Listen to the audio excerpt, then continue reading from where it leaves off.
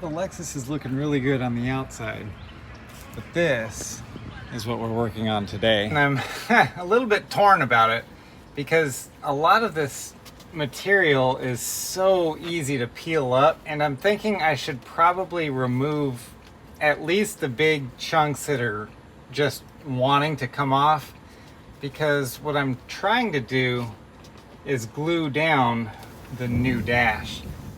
Oh, it's raining out there, but I want to get this just able to, well, this stuff's coming off real, look at that. It's not even the right color anymore. And speaking of color, man, when I bought that cover, I bought it on Amazon. It's just like a Chinese plastic part. And they had 3 different colors, and I ordered kind of the darkish brown color. And what they sent was this light beige color. So I sent it back. They gave me my money back. I ordered it from another company, a different company, still on Amazon. Same problem. The box it came in said brown. The dashboard inside, it was that beige color again. So I contacted that company. I told them that I want to return this, but I want the right piece. I don't want my money back. I just want the right color dash. So they told me that if I sent them some pictures of it, they would work to make it right and send me the right color. So I did that. I took some pictures, sent them what I had, and they sent me another one with the same problem, still the same beige color. So now I've got 2 of them, and that's it. I was done. So they just said, whatever, keep it. They sent me my money back, and now I've got these 2 dashes. So what I ended up doing is I bought some spray paint and I painted it. I ended up going with London gray, which my daughter, who can see colors a little bit better than I can, says that that's the best match for this car. Got some of this. It's Loctite PL Max. This is construction adhesive. This is about as good as you can get for gluing stuff down with different odd materials, different shapes, stuff like that. This is good stuff. Now the kit did come with some sort of Chinesium glue or whatever. I'm not going to use that. I wouldn't trust it. I want this thing to stay put.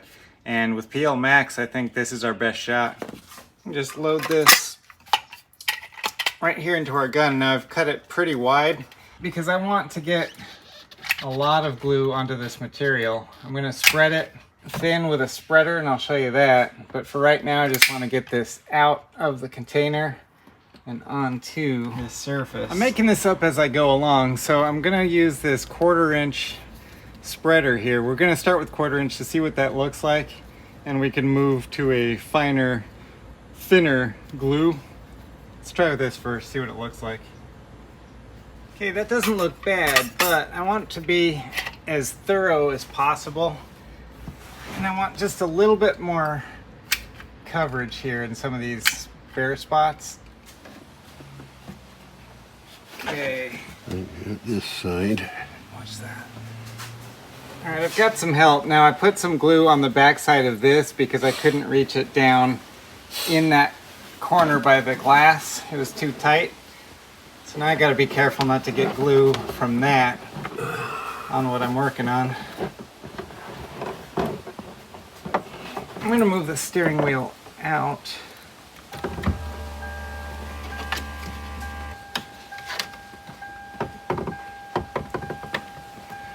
There we go. Oh, it's going in nice now. I think we're almost there. I got to get around the wiper stock here. So this is a sandbag from last year's hurricanes. Ooh. Gotta put a couple of them sucker up there. That's right.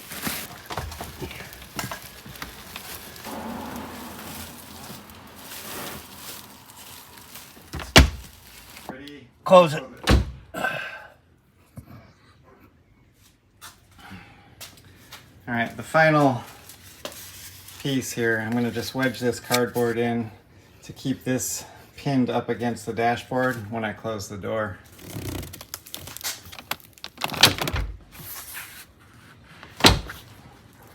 All right, we're gonna let that sit.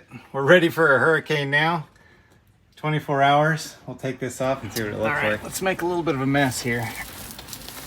These sandbags are leaking. I'm gonna have to vacuum out the car. This is the really leaky one.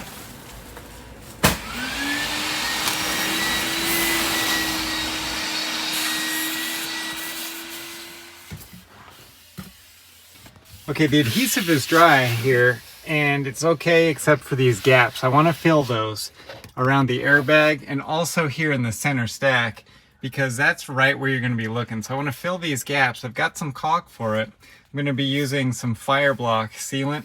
Okay, I'm editing the video now. It's about 3 weeks later, and that caulk is not what you should be using. It started flaking and peeling off, so it doesn't stick to that plastic very well. It was even cracking, so it's not a good product. Maybe silicone would be better for you, but I'm just warning you about this. Don't try that, it didn't work. This is heat resistant, and these dashboards get super hot in the summertime, but I also took out the AC controls and the radio because I don't want any of that caulk to get on this trim here. I don't want it to look bad, I want it to look good. So let me get this filled up. I'm gonna go just in here on these seams, and we'll let that dry and paint it up. And the finished product, check it out.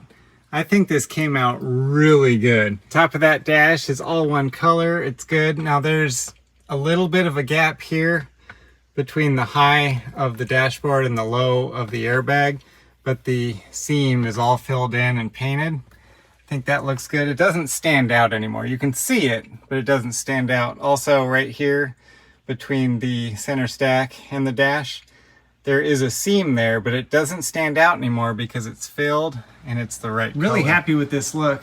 This isn't perfect, but it's definitely a huge improvement over what we had. Now it's time to turn our attention to this cracked and faded leather.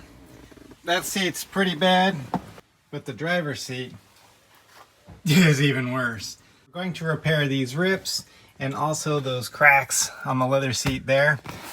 So I'm going to get started on that right now, and you can watch it right now if you click right there.